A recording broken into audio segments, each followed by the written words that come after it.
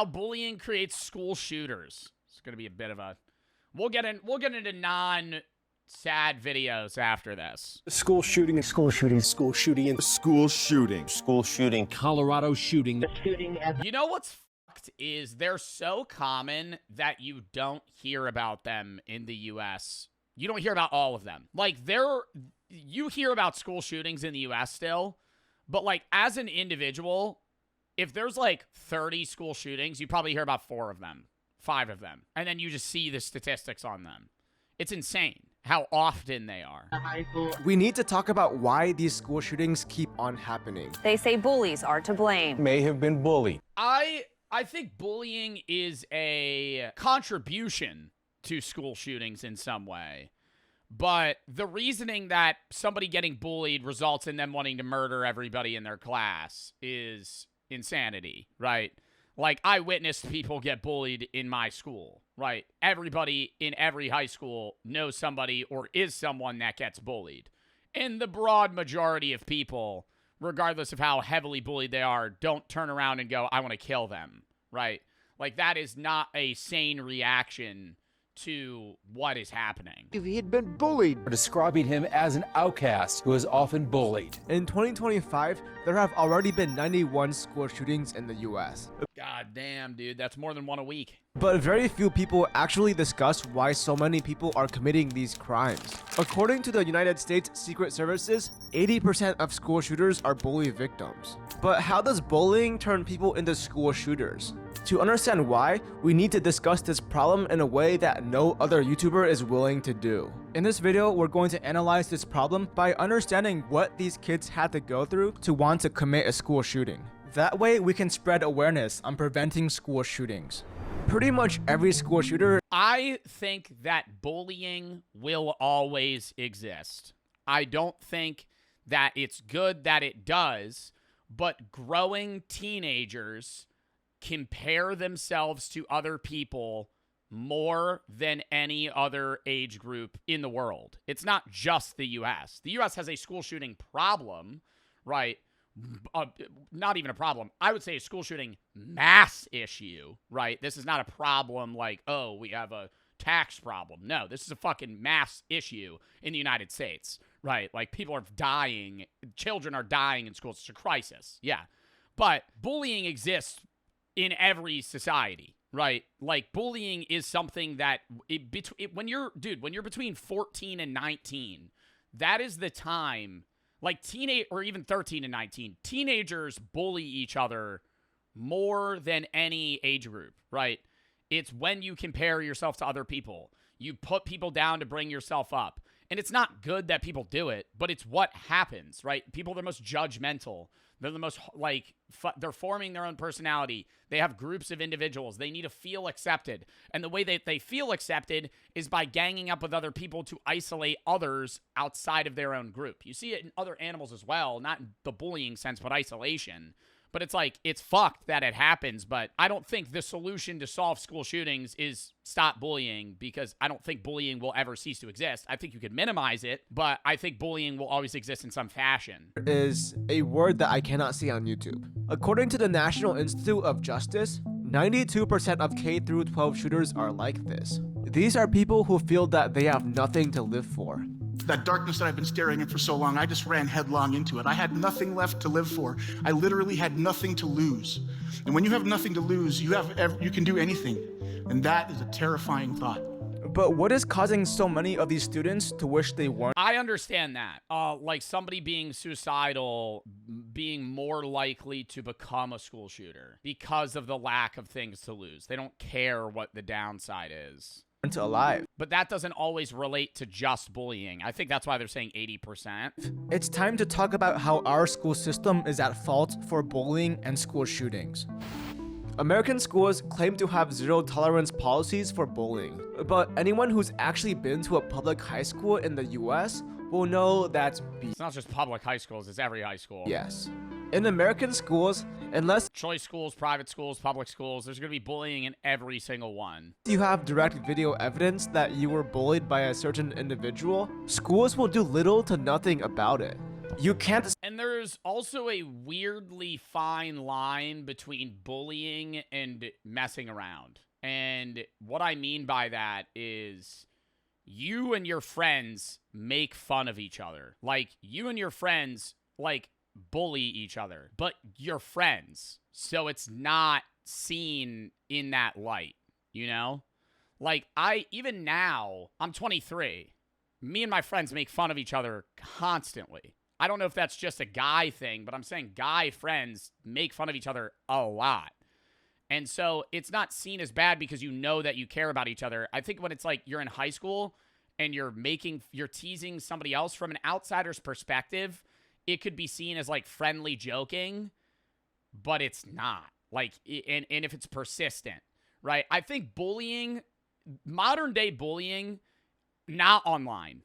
Online bullying is like literally harassment. I would say that it's beyond bullying. I think online bullying has gotten so bad that I think people just harass each other on social media. I think that's how it's come to. It's not even bullying. It's just harassment. In-person bullying, I think, is teasing in a consistent extent that becomes unbearable. Like, because when you look at bullying as a whole, if you're like, this person's been bullying me, it's not one instance of like, they shoved me in a locker, right? Like, that's some 70s ass movie shit. That happens, but most of the time bullying today is like, they make fun of me every day, all day. All they do is joke about me. They never have anything nice to say. We never have a genuine conversation. They always make fun of me. It's like, it's just over and over and over and over and over again, right? Like, that is what I think drives people insane bullying-wise. Simply just walk up to a teacher or principal and tell them that you're getting bullied, because personal anecdotes mean nothing to them. And even if there is sufficient evidence, schools still aren't able to do much. Students who get caught bullying are usually suspended for a few days, and that's it. There's also a passive bystander culture in America. Students rarely step in to stop bullying. In fact, many students actually enjoy seeing the torment and suffering of one of their fellow students, with many laughing. I think it's how it's perceived. If you see somebody being made fun of, if I saw somebody beating the shit out of another guy, I'd be stepping in, right? I never witnessed that. But you see people get made fun of in your class all the time, right, in high school. I think I'm going to have the take that I don't think bullying is... I think bullying in high school is like the majority of bullying. I think in college, I never personally witnessed bullying. I think bullying in college is heavily based around fraternities, sororities, and party life. I think that's where it's like, hey, bro, you're just getting hazed. But it's like, no, it's bullying. I think high school bullying is the main part of it. And when you see people get bullied in high school and they're getting made fun of and you just kind of stand by, you usually have like a positive or negative reaction depending on how they take it, you know? Like, if somebody got bullied and, like, this guy's making fun, like, say I was making fun of somebody and there's other people watching and the guy I'm making fun of jokes about it, gets mad, and says something in return, it's seen as lighthearted teasing. But if you make fun of somebody and they start crying and they start getting genuinely emotionally upset, I think that's where a lot of the time that line stops. I'm going to have that take. Is that crazy to say? You have to be a different type of douchebag to bully somebody, see them cry, and continue to bully them. I think most bullies would stop if they genuinely witnessed the person they were making fun of have like a emotional breakdown right in front of them. Because they would be like, oh my God, like they would think you're a pussy. They would be like, this guy couldn't handle it. But they'd be like, I don't want to keep doing that. Because part of the fun of being a bully is getting a funny reaction out of the person. What's funny out of bullying someone? Them getting mad. Them being weird in response. Them getting upset but not crying. If you make fun of somebody and they cry, that's not a funny, positive response from the bully. I'm not saying you should cry, but I'm saying a lot of the advice that I give to people that are getting bullied is don't feed into it, right? If somebody makes fun of you every day and you don't care, even if you do care, if they perceive you as you not caring, they'll stop because it's a waste of their time to keep making fun of you if you don't care, right? Because all they're doing is trying to get something out of you. I'm not saying it's rage. A lot of bullying is effectively rage bait, where they're just trying to piss you off. Recording videos, and putting it onto social media. This is also a big I'm not saying all of it, by the way. I'm saying a lot of it. factor to what creates school shooters. For those who have never experienced this before, it's something you need to go to an American high school yourself to understand. Teenagers love drama. They love exciting events to spice up their lives. Just watch any school fight video, and you'll see just how much they love watching violence. Another problem is that oftentimes the bullying And I feel like a lot of the time, though, I think the difference between school fights, we watched his other video on school fights. I think the difference between school fights, though, is that when you see two guys fighting in a school, it's usually not somebody that's like a bully and the bully. The bully and the bullied. It's usually like two guys that are beefing, you know? Two girls that are beefing. Like, when you watch people fist fight, it's usually not somebody that's getting picked on. Like, the kid that's getting... Like, in this instance, this kid isn't going to fight this dude. He's just going to take it. victim is punished just as harshly as the bully, if not more. When a victim is defending themselves against their bullies, school faculty will have a very hard time understanding who is the bully and who is the bully victim. So what ends up happening... I fucking hard disagree. I hard disagree. Yes, they do. Really. Who's the bully? I think in a school fight, they have a hard time seeing who started it. I got into trouble for that in middle school. No. In a school fight, yes, they don't know who started it. But in an instance where two people are... One guy's a bully and one guy's the bullied... I think it can be very obvious in a base conversation on who is starting, who's the aggressor. happening is both are punished. And if the victim's self-defense surpasses the initial bullying, the victim actually receives the harsher punishment. This is the culture that I do think that's crazy. so many American teenagers have to go through. And this is the culture that creates school shooters. People attack you, hurt you, and if you resist, you are deemed as the problem. And you are the one who is punished. This is the reason why so many shooters feel rejected, alone, and like their lives don't matter. Because that's what society has shown them. Their fellow peers don't care. Their teachers don't care. Their school doesn't care. Their parents don't care. I'm not trying to sympathize with these school shooters. No, I don't think he's sympathizing with them. I think he's effectively saying that these people are forgotten about in society until they do something rash enough to make them hated. And they already feel hated, so it's not a difference in their own brain, so they don't care. I get that. But at the same time, if you're somebody that is being bullied to that extent, you need to reach out to people that are going to prop you up. And it sucks that that's the system that we live in, right? I get that. You know, if you're being bullied, you would hope that somebody would just step in and help you because that would be like an ideal society, right? But a lot of the time people are so hyper-focused on their own fucking lives that they have no idea what the hell you're going through or they're not, it's not in their forefront vision. Like, you got to bring it to them for them to care, and it sucks that that's how it is, but it's like the answer to getting bullied isn't killing your classmates, right? It's getting genuine help and then also trying to deal with the matters of the people that are bullying you without physical violence. I'm simply trying to explain why these things happen. There's still a lot of problems to unpack here. So now let's analyze some real school. I begged my friends to do something because she was friends with them and she just ignored me. You got to stop being friends with those people.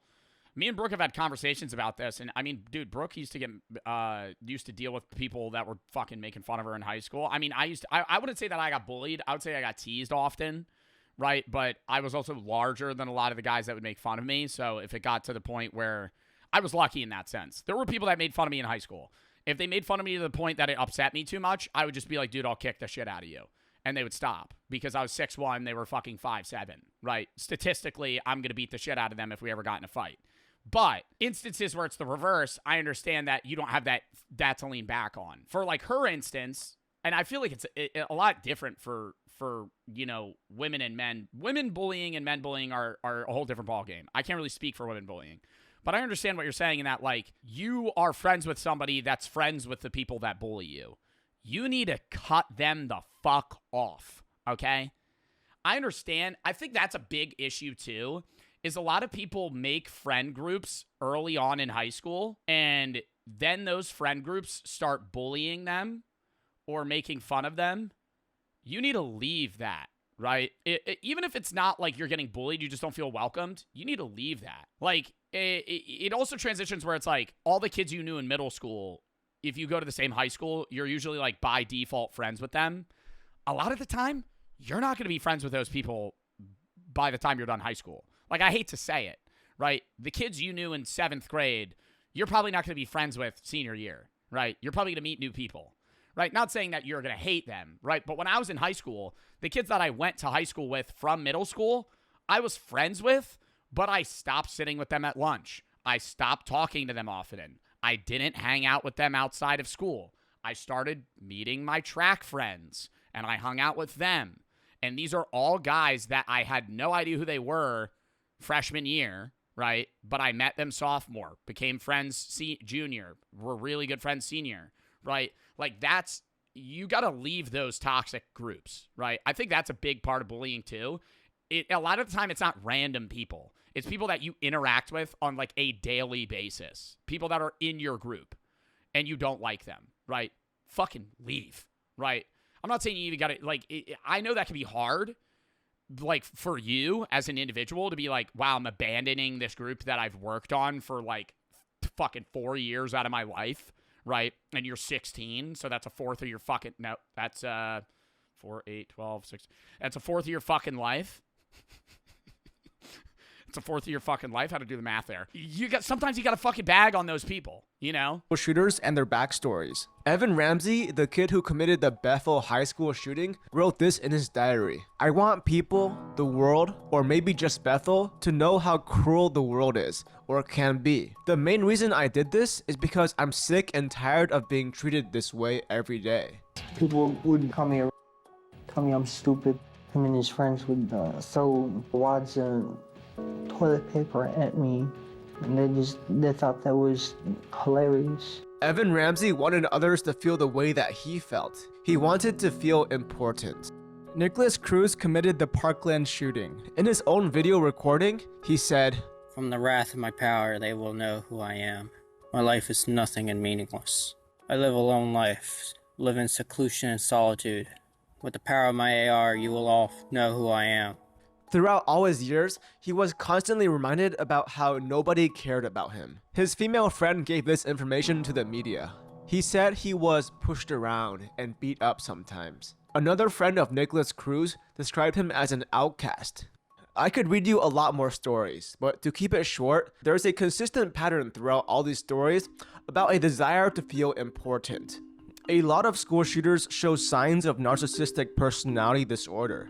But it's also, a lot of the time, I think school shooters have a personality set that is seen as outlandish or outcast-like to the other group around them. Does that make sense? Like, even if they weren't bullied, they would still never be friends with any of the people that were bullying them. Right? Like, they don't mend well with that group of people. I think they need to find their own group.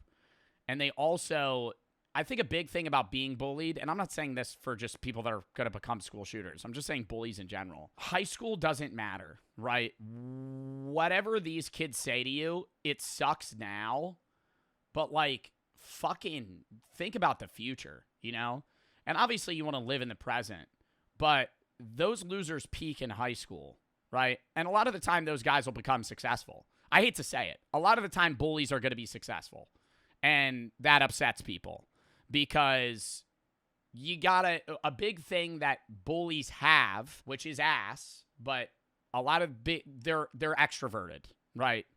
And being extroverted is an advantage in life, right? If you are a people person, I'm not saying they're people, right? Because being a bully, you're being a dick. So you're not really pleasing others, but you're bullying people to please your friends, to boost yourself up, to give yourself some sort of self-importance. And then those school shooters are killing people to give themselves some sort of narcissistic self-importance, right? Both people are trying to achieve the same thing. One is doing it by being a dickhead and bullying people, and the other is getting pushed by that guy and then being driven to murder or mass murder, effectively. But I think a big thing is, like, dude, if you're getting bullied, you just got to be like, you know, use that as a motivation and like make yourself better, not put other people down to step into the shoes of the people that bully you in an extreme way. Narcissism in itself is not enough to explain why school shootings happen. These shooters want to feel important because they've all been socially rejected. So Be their boss or something, you're never going to know who's going to be successful. Yeah, I think you got to use that as a driven thing. Dude, like a lot of the guys that I saw get picked on in my high school are on the road to being massively more successful than some of the cool kids that were bullies in my high school. Like, looking at that shit, dude, like a lot of the time, the introverted nerds that are smart and get bullied are going to be the people that are going to be your boss one day or hold some job that makes way more money and they're way happier and they meet, you know, the love of their life, whereas the other guy stays a single bum that lives with his parents till he's 35. social rejection is one of the most painful human emotions, and studies find that it can be catastrophic to physical health. Of course, there are many other factors that can contribute to school shootings. A big one is toxic parents and families. Mental illness is also commonly brought up. But out of all these factors, bullying is by far the #1 reason. There's a reason why teenage shooters consistently choose their schools as a target. Mass shootings can happen anywhere: shopping malls, public parks, churches. Schools are actually significantly more difficult to commit these acts, as there is more security and schools are trained in dealing with these scenarios. Yet these teenage shooters still consistently choose their schools as their target. If toxic parents and mental illness are the biggest factors, that would mean that teenage shooters would take their anger out onto any public area. But how often is it that you hear a story about a teenager shooting up a mall or a park? These shooters aren't Yeah, a lot of the time those shooters are older. just seeking destruction. Their hatred stems from the way they were treated in school, and that's where they find their revenge. Mental illness is the most consistently brought up factor to why school shootings happen. And although they are a factor to consider, it's nowhere near as influential as politicians and the media claim. Mass shootings that have been linked to mental illness. That individuals with mental illness do not touch a gun. We got to deal with mental illness. But this is also a mental illness problem. Yes, a large chunk of school shooters have mental illness. A study by the Violence Project reports that 70% of school shooters have a mental health history. But you have to remember, the term mental health history is being used very... Yeah, that is such a broad mental health history. They have mental health issues or disorders. That could be anything, right? That could be they have genuine bipolar disorder, they have depression, they could have ADHD, they could have ADD, they could have OCD, they could have a million fucking problems that they deal with. And none of them may have to, you know, link to them being a school shooter. It's overlooked. It's overlooked, but I'm saying like that, dude, you know how many people have the same mental health disorders that school shooters have that don't become school shooters broadly here. So you can't use that as the only thing. I think it's a culmination of reasons why school shooters exist, right? But I don't think it can be pinned to anything. I think what Humanity is basically saying is that bullying is one of the main causes.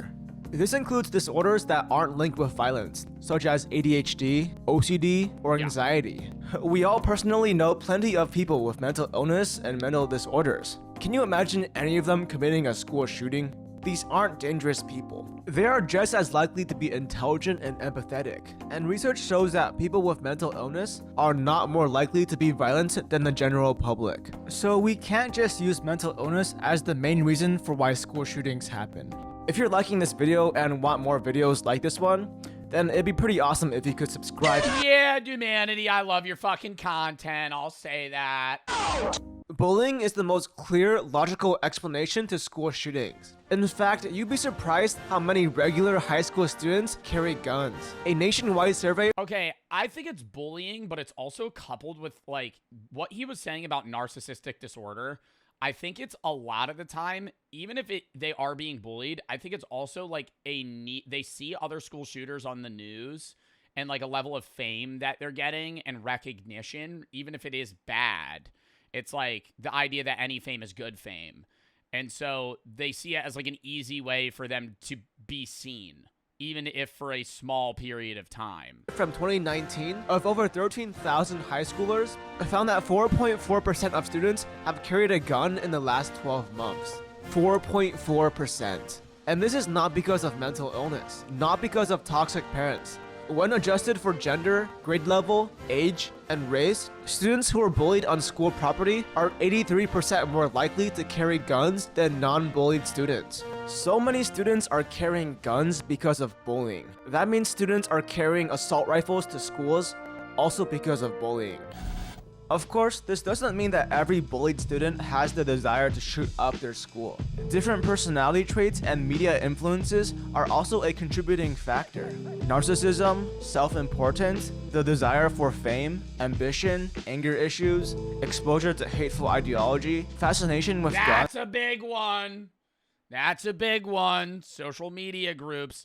I think it's a mixture of being bullied and narcissism, and then finding a lot of school shooters today are in like very niche, like extremist groups that spread the idea of like hatred and mass destruction. And fascination with violence are all small factors that can Copycat killers? I don't think it's all copycat killers because it's all just shootings in general. But I will say it's a weird issue where when the media broadcasts something, it's to inform the public, but it also motivates the shooters to become shooters because they'll be seen. You know, I wonder, I'm not saying, I think they should broadcast this because it should be known the tragedies that occur in the United States.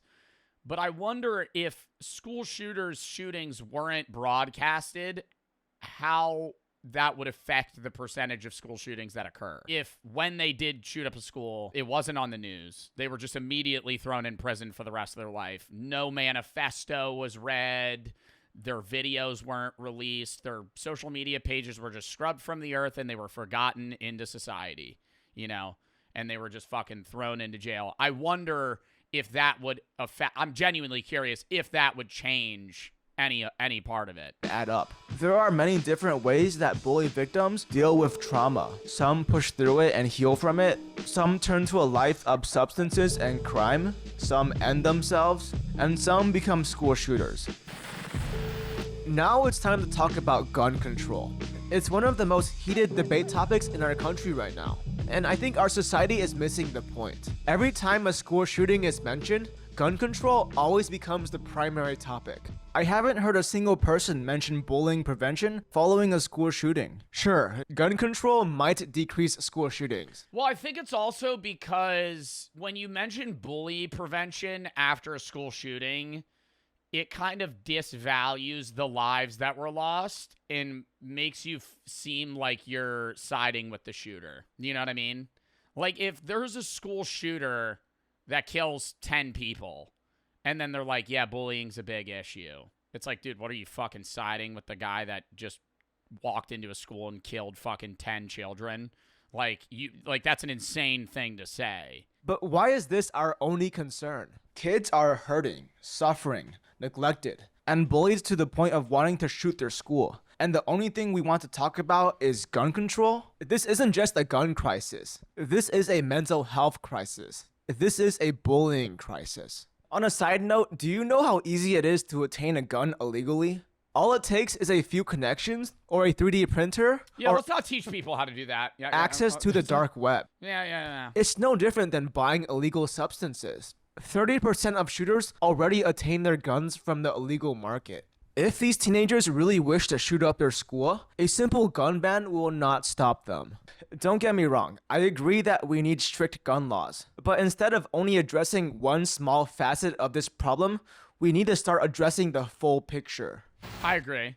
I think gun control is part of the issue. I don't think it's the whole issue.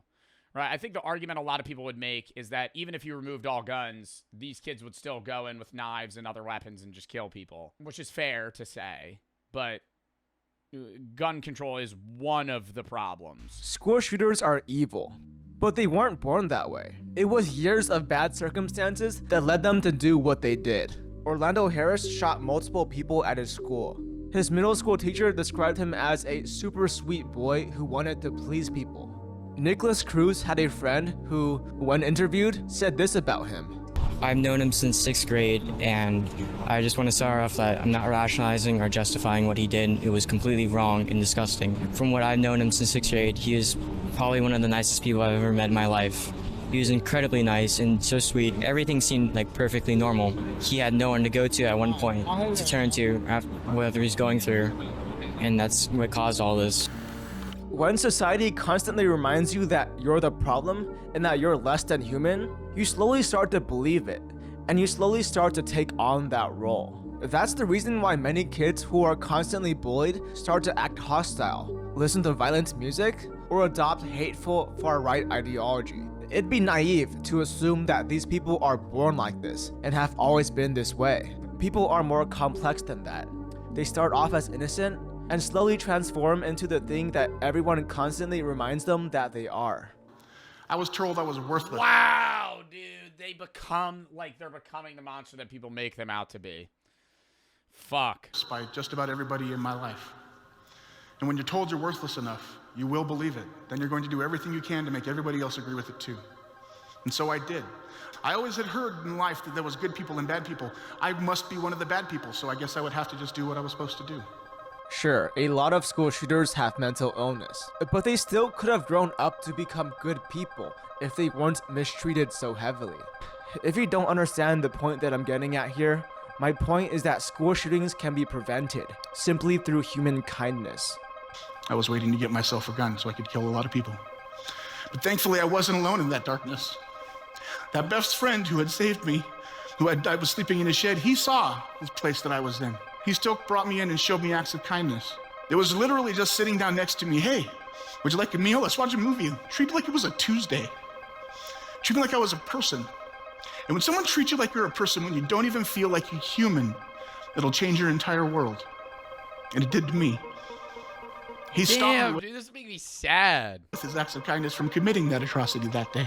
School shootings are a problem that won't be going away anytime soon. Every couple of weeks, there's a new deadly school shooting. As you're watching this video right now, there is someone out there who's planning to shoot up. God, and it fucking sucks, dude. Cause it's not even it. It's bullying. It's bad parents, abusive parents, narcissism, mental disorders, gun control. It's a million issues. And I think another one that he's not talking about is the lack of male. The majority of school shooters, the majority of shooters are men. Let's fucking say that. The majority of shooters are men. Broad majority. Men don't care for other men ever. Now, I'm at a point in my life, I'm 23. Even now, I don't talk to my friends about our mental health often, but I let them know if they ever need to talk to me, we can. And I've had heart-to-hearts with a lot of my friends, right? I had never had a heart-to-heart with any of my friends in high school. Once. Not one singular fucking time. Outside of high school, even for the first year or two, still no. I think because I was a teenager, you're 20. I think once you get out of college, or not out of college, once you're in college, or like 20, 21, 22, 23, you're going to start. I think men get out of that mindset slowly. Not all men, but I think it's easier for guys to be like, hey, do you want to have a conversation about this? Do we want to have a talk about this? Never. The only time was my senior year retreat when one of my classmates from the year above me, who was no longer in school, he was in the Coast Guard, hung himself. And we had to go to his fucking funeral at the school and go back to one of our senior retreats. And we talked about it. And one of his best friends was in my retreat and cried in front of all of us. And it was the first time that, and keep in mind, the kid, it was the weirdest experience. Because the kid that cried, we used to be friends, then he would make fun of me a little, then we were friends again, right? And all these guys that were on this retreat, it was 20 people, right? We went in groups of like 20. 5 or 6 of these guys, I didn't really like, right? Not in the sense of like we hated each other, but they would make fun of me. You know, we didn't get along. We had different ideas, different ideologies, right? We didn't agree on a lot of things. But when that happened, and we all were basically forced to sit in a room and talk about our emotions and how we handled the idea of death and life, it was the first time that as a man, right? Me being a senior in high school is the first time that I saw another man be emotional in a raw way. Like, not in a filtered, let me put this out because I don't want to be perceived as weak. It was like, I don't care about being weak. This is the first time that we were actually, like, vulnerable with each other. And that never happens, right? If you're in fucking high school and you're a guy, right, be there for your fucking friends, you know? I'm not saying, like, out of nowhere, you know, just be like, hey, man, are you feeling suicidal? No, but, like, you know, check up on your friends. How you doing? And a lot of the time, and it's more than how you doing. I think it's like a repetition of just being kind to the people that you're seeing are going through shit. Because if you ever ask somebody how they're doing, good, how are you? I've had days that are the worst days of my life, where in that day, somebody's like, hey, how are you? Good, how are you? Because I don't want to fucking bombard you with my problems, you know? Because when you ask somebody, hey, how are you? It's not actually, hey, how are you? You know? There's a difference between it. It's an empty greeting. It's a gesture to show that you're being nice. You don't actually want to listen to their problems when you say that. Some people do, but it's how you say it, right? Hey, how are you doing, man? Oh, good. How are you? Awesome, bro. And then you just have a conversation. You just say good. All right. You know, I think you got to just be kind in general and leave yourself open to being that person that can be reached out to, and also somebody that feels comfortable reaching out to your friends. Cool. Some of you might even know a person who considered doing it. And to that, I say show sympathy and kindness. These people might be planning something evil, but they haven't done it yet. By showing love, care, and sympathy, we could prevent something bad from happening. Show some kindness to people. Be there for them. If you see someone getting bullied, step in. If someone is going too far with their insults, call them out. If you know someone who's in a terrible headspace, check in on them. You never know just how much of an impact your actions can make on the world. You're not just improving the life of one person. You could be saving the lives of many. Wow. Hey guys, thank you so much for watching. If you want this video to be shown to more people, then you can like it and... Bro, I loved that video. Weird how teachers don't bat an eye at bully victims, only do when the victims fight back. Man, those schools even create mental illness that's so damned, all because teachers don't love defending bullies and pushing the victims when they stand up for themselves. I will say I think that's a weird rule. When fights happen and the aggressor is punished as equal as the defender. There was a time where this wasn't at my high school. This was at my friend's high school. And I think I've told this story. There was a guy who was like on and off with his girlfriend, and there was like a scrawny, you know, weird kid that was just nice to people. And he had donuts that he brought to school, and he gave this girl a donut who was like a situationship with this guy. Dude picks him up, body slams him on his fucking head, and cracks his skull open. Almost kills him in a hallway of a school because he gave a donut to the girl he liked, right? And the kid was like suspended for a week or some shit. I'm like, what? He like suspended for like 2 weeks. I'm like, what? That's insane, right?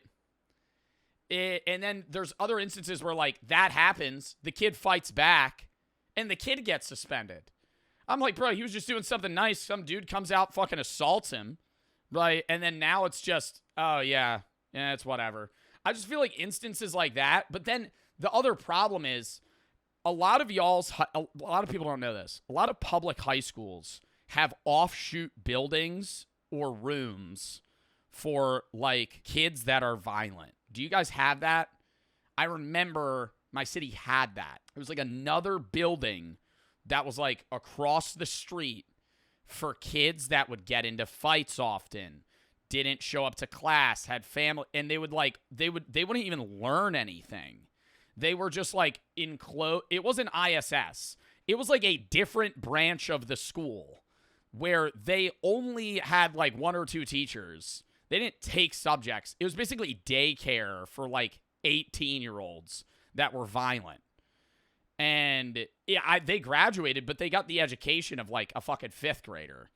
And it's just, you see these kids with these problems. I'm not saying these are like school shooters. It's just more of an an example of what the fuck do schools do in this situation. It's like if you have an extremely violent kid that keeps hurting people, what do?